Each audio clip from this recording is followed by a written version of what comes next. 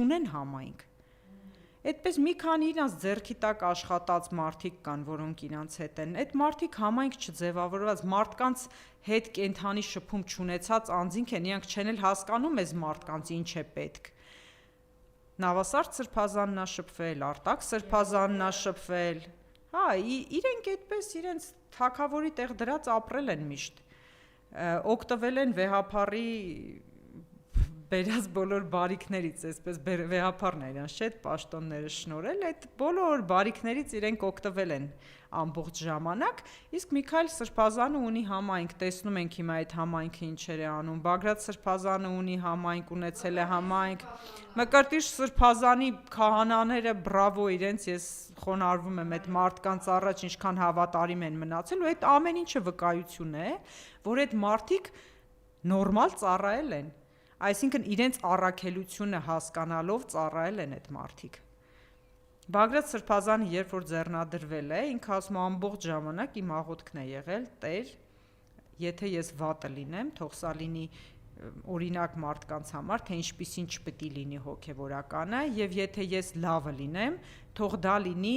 իմ ժողովրդի շահի ու Աստծո փառքի համար։ Սեփական, անձնական որևէ բան չեն դրել դրա մեջ այդ մարդիկ ծառայության գնալուց։ Դրա համար այսօր շատ հեշտությամբ, երբ որ ասում ենք հեշտությամբ կարողանում են տանել բանտարկությունը, այդ նրանից է, որ իրենք անանձնական կյանքով են ապրում, նույնիսկ այն ինչը որ իրենք հիմա անում են, դա իրենք համարում են զոհաբերություն։ Իրենց կողմից արած զոհաբերություն, նույնիսկ կյանքը պատրաստ են իրենք այդ մարդիկ զոհաբերել հանուն այս պետության կայացման, որովհետև իրենք արդեն 30 տարի Բագրատ Սրբազանը, չգիտեմ քանի տարի Միքայել Սրբազանը ու մյուս Սրբազաններն համապատասխան տարիներով անանձնական կյանքով են ապրում։ Իրենք չունեն որևէ անձնական բան։ Այդ դրա պատճառով է, որ Բագրատ Սրբազանին, երբ որ այնտեղ ասում են, բա տնային կալանք գնաք, ասում է, ես տուն չունեմ, որ գնամ տնային կալանք։ Այդ մարդը որևէ հարստություն, որևէ նյութական բան չի կուտակել իր ամբողջ կյանքի ընթացքում։ Ես իր մասին եմ խոսում, որովհետև իրան գիտեմ ամենաշատը։ Միշտ որ Տավուշի թեմի առաջնորդարան գալիս էին, դուք էլ եք եկել։ Երբ որ ես մարդկանց տանում էի այդ շենքով պտտում ներկայացնում ինչեր է Բագրատ Սրբազանը արել Տավուշում, որ մտնում էինք իր աշխատասենյակ, ցույց էի տալիս մի հատ գորգ, ասում էի, այս գորգը Բագրատ Սրբազանի միակ սեփականությունն է։ Այսինքն իր տատիկի օժիտի գորգը միակ բանն է, որ ինքը ունի նյութական։ Մնացած ոչ մի բանը իրենը չի։ Նույնիսկ այն մեքենան, որ իրեն նվիրել էին, որ պիտի ինքը վարեր այդ մեքենան է նվիրեց Արցախի նախագահին, այսինքն ինքը այդքան կապվածություն չունի նյութի հետ։ Դրա համար իրենք հիմա հայրենիքի համար այս պայքարը պատվով են ընդունել, ու որ ասում են այո, մենք լավ ենք, իրենք լավ են այն բանի պատճառով, որովհետև իրենց կյանքը իրենց անձնական հաճույքների մասին չի եղել երբևէ։ Այդպես, թե չէ տիրադավները չեն հաջողել, նրանք չեն էլ կարող հաջողելու, բայց իրանք չեն էլ հաջողել։ Ինչ հաջողություն ունեն գրանցած մինչև հիմա։ Մի քանի տասնյակ հոգևորական ա միացել իրանց քահանաները, դա է հաջողություն, էլի կմիանան։ Երևանի հոգևորականների մեծ մասի ձայնը չի լսվում։ Ծպտունները չկա, ոչ այն կողմն են, ոչ այն կողմը։ Իրենք էլ իրանցից ոմանք էլ կանցնեն հաստատ տիրադավների կողմը, բայց դա ինչ է փոխելու։ Իրենք են հերձվածը, իրենք են աղանդը։ Կարող է տենց մի օր էլ որոշեն իրենց համար տենց հակաթոռ կաթողիկոս ընտրեն։ Մեր եկեղեցիները, օրինակ վրաց եկեղեցին էլ ունի որոշ եկեղեցիներ մեզնից վերցրած, բայց դրանից ինչ է փոխվել մեր կյանքում։ Այստեղ էլ թող մի քանի եկեղեցի գրավեն վերցնեն, բայց մինչև երբ են կարողանալու իրանք այդպես պահել։ Մի շատ կարևոր բան էլ կա ներողություն։ Չեն հաջողի, այնքան վստահ եմ Աստծո վրա, չեք պատկերացնի, չեն հաջողելու իրանք։ Մանավանդ հիմա որ տեսնում եմ մի բան, ձեզ շատ շնորհակալություն ու բոլոր լրատվականներ, որտեղ գնում եմ շնորհակալություն եմ հայտնում, իմ կարծիքով ես որ բանտից դուրս եկա, այդ շատ ուժեղ նկատել եմ։ Հիմա որ ասում են ընդդիմություն, ավելի շատ լրատվականներն են այդ ընդդիմադիր գործողությունը կատարում հիմա այս երկրում, ամեն ինչ բան էս ընդդիմադիր լրատվական մի քանի լրատվական կան ու մի քանի լրագրողներ են, որ ջահը վերցրած գնում են առաջ։ Իրոք շատ շնորհակալություն ձեզ այն ամեն ինչի համար, ինչ որ անում եք։ Մի ուրիշ բան էլ էս տիրադավների հետ կապված կուզեի ներկայացնել։ Իրենք ներկայանում են որպես անվախներ տիրադավները, ասում են մենք անվախ գտնվեցինք, վերջապես այդ վախերը հաղթահարեցինք ու կարողացանք դուրս գալ եւ ճշմարտությունն ասել վեհապարի մասին, հա, եւ ընդհանրապես եկեղեցու բարենորոգման այս գործողությունը սկսեցինք։ Հիմա իրենք են անվախները, ովքեր որ պահկվել են ամբողջ պետական ռեսուրսի ետևում, Նիկոլ Փաշինյանին այսպես առաջ մղած, ամբողջ պետական ռեսուրսը ներդրված է իրենց ապահովությունը, իրենց ապահով վիճակ բերելու համար, իրենց ապահովությունը ապահովելու համար, մի տեսակ տավտոլոգիա է ստացվում, բայց այտենց չգիտեմ ինչպես ասեմ, այսինքն իրենց անվտանգությունը ապահովելու համար ամբողջ պետական ռեսուրսը աշխատում է իրենց համար։ Հիմա իրենք են անվախը, թե են մարդիկ, ովքեր դուրս գալով այդ ամբողջ պետական անիրավ համակարգի դեմ, իշխանական այդ հակաօրինական գործողությունների դեմ մնում են հավատարիմ իրենց ուխտին։ Ինձ թվում է այն մեծամասնությունը, ով որ մնացել է վեհապարի կողք, իրենք են անվախները։ Ինչքան էլ ուզում են նրանք ներկայացնեն, որ մենք վախերի մեջ էինք ապրում, վերջապես կարողացանք հաղթահարել այդ վախերը։ Դուք վախերի մեջ էլ այդպես գնալու եք գերեզման, այսպես ասած։ Չեն կարողանալու իրենց այդ ճղճի անձնական ցանկությունները հաղթահարել, որովհետև երբ որ մարդը չի հաղթահարել իր այդ ներքին անձնական ցանկությունները, ինքը չի կարող երբևէ հաղթանակ ունենալ։ Միշտ այդպես է։ Մեր բոլոր սրբերի կյանքը վերցրեք այդպես է, սպորտային հաղթանակները վերցրեք այդպես է, ինչ ուզում եք վերցրեք, ցանկացած հաղթանակի հիմքում անանձնական այդ զգացումներն են ընկած։ Երբ որ մարդը ուզում է իր պետության դրոշը բարձրացնի, ոչ թե ինքը անձամբ լինի ինչ որ այտենց ուժեղ դեմք, հա, այդպես չեն հաջողելու իրենք։ Շատ լավ, դուք 5 ամիս շարունակ եղել եք բանտված քրեակատարական հիմնարկում, հիմա մեծ աղմուկ է բարձրացել, որովհետև մեծ բարերար Սամվել Կարապետյանին նկատմամբ խոշտանգումներ կան, գիտեք, որ շատ ծանր պայմաններում են պահել, հիմա երկկողմանի թոքաբորբ ունի, Նարեկ Սամսոնյանն արդեն 11 օր շարունակ հացադուլի մեջ են, պատժիչքուց են տեղափոխել, փոխանակ հսկողություն լինել, կյանքի վտանգ է սպառնում, գիտեք, որ սրբազանները առողջական լուրջ խնդիրներ ունեն, եւ էլ չեմ ասում եմ դաժան պայմանները, ես վստահ եմ, որ դուք շատ ավելի լավ եք տիրապետում դա, խնդրեմ փոխանցեք, ինչ է կատարում եւ ինչ են ձեր գործընկերները, թիմակիցները փոխանցել։ Տեսեք, երբ որ ես արդեն 2 ամիս էր բանտում էի, ունեի որոշակի խնդիրներ, այդ անհարմար մահճակալից մեջքս ցավում էր, բայց երբ որ ես տեսա այնտեղի առողջապահական համակարգը ինչպես է, մտածեցի, որ ինձ տիրություն անող չկա այստեղ, ես պիտի իմ հարցերը լուծեմ, սկսեցի գնալ մարզասրահ, կարգավորվեց այդ հարցերը։ Ինչ որ չափով այդ խնդիրները համակարգային խնդիրներ են, այսինքն մենք տեսնում ենք, որ բոլոր ոլորտներում ունենք խնդիրներ, հա, չկա որևէ ինստիտուտ, որի մեջ բնականon նորմալ աշխատանքով այդ ինստիտուտը աշխատի։ Հիմա նույնն է այդ քրեակատարողական ծառայությունն է։ Շատ վատ է այնտեղ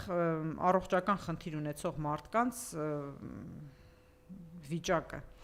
Ես ունեի խցակից, ով որ ամիսներով ուներ ճնշման խնդիր, շատ վատ ճնշման խնդիր, 120 մինչև 180 բարձրանում էր ճնշումը,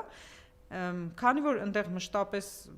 բժիշկ չի լինում, այնքան որ այդտեղ եղած բուժքույրը դեղ էր տալիս, այնքան որ իր հերթափոխին չմահանա այդ մարդը, այսինքն ընդհանուր խնդիր կա, բացի նրանից, որ հիմա կա հատուկ վերաբերմունք այդ մարդկանց նկատմամբ, քաղբանտարկյալների նկատմամբ, կա նաև նման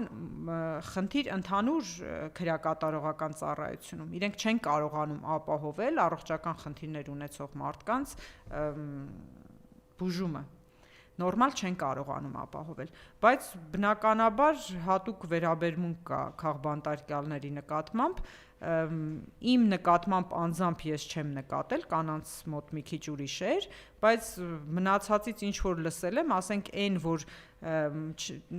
հացադուլում գտնվող մարդու մոտ մանավանդ լուրջ առողջական խնդիր ունեցող մարդու մոտ բժիշկ չի այցելում, այդ արդեն կարմիր լույս է, էլի, այսօր հազիվ ՄԻՊ-ը ընդունել է այդ ակցիա իրականացնող անձանց, այսքան օր 11 օր ՄԻՊ-ը նույնիսկ չի գնացել այցելելու։ Մի հատ տեսնի այդ ինչի է այդ մարդը հացադուլանում ու ասել, որ ՄԻՊ-ը չգիտի, հնարավոր չէ, էլի, ասենք ամբողջ մամուլը դրանով է ողողված։ Ամեն ձևով այս միջոցով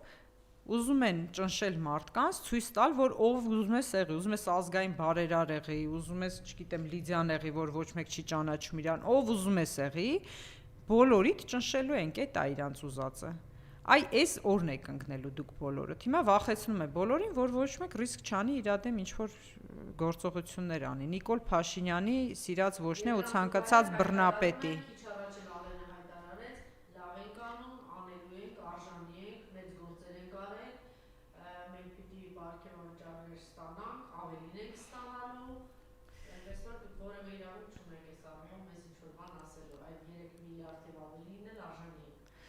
Եթե արժանի լինեին, թող ստանային։ Ես միշտ կողմ եմ եղել, որ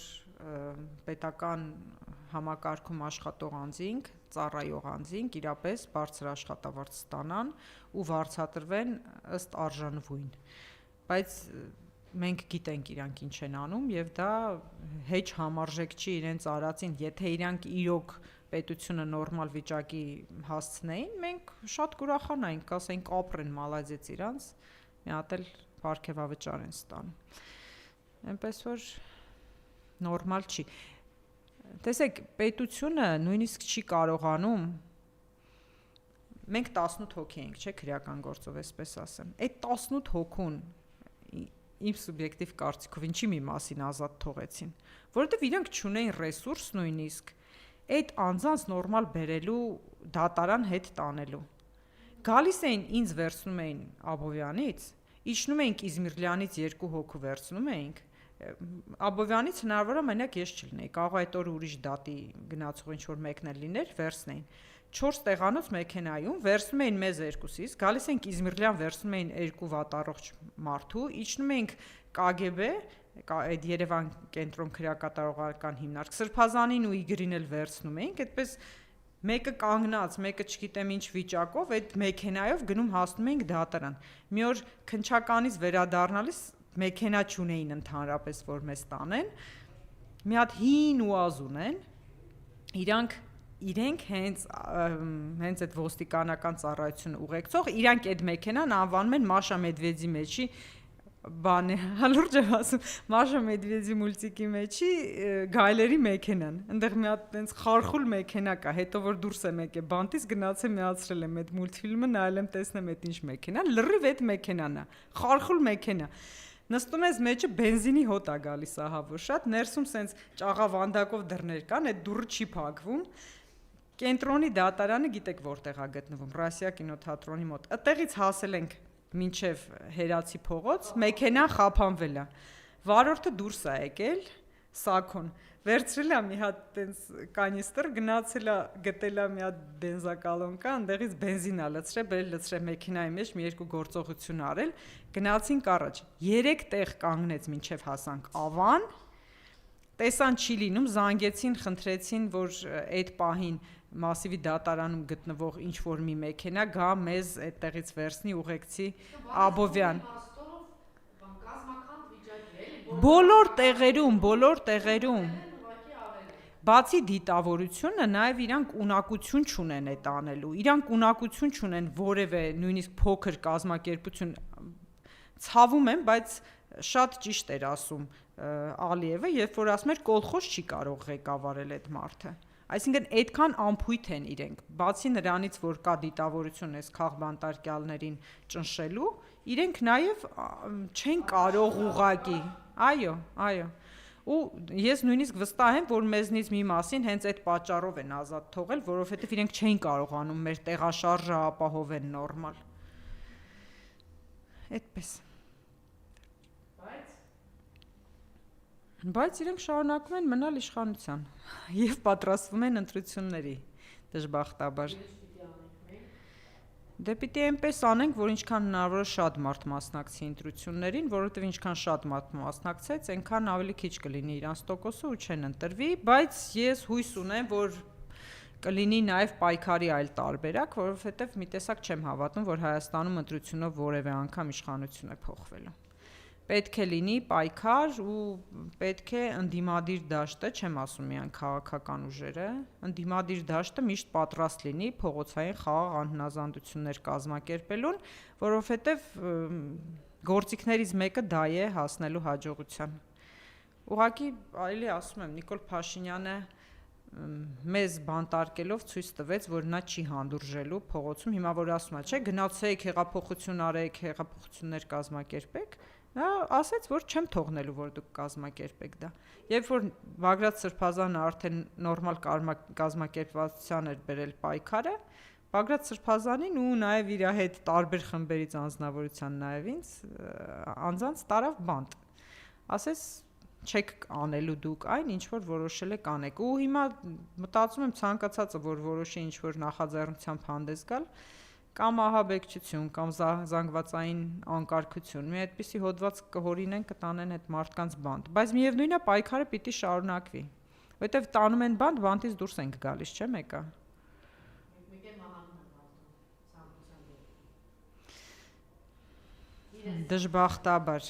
Դժբախտաբար, բայց անկեղծ պայքարի դուրս եկած մարդիկ դրան էլ են պատրաստ։ Ես ասում եմ, ես միշտ մտածել եմ, որ իրենք կարող են մեզ կյանքից էլ զրկել։ Բայց պատրաստ ենք դրան։ Պայքարին եւ նաեւ կյանքից զրկվելուն։ Ձեզ շնորհակալություն։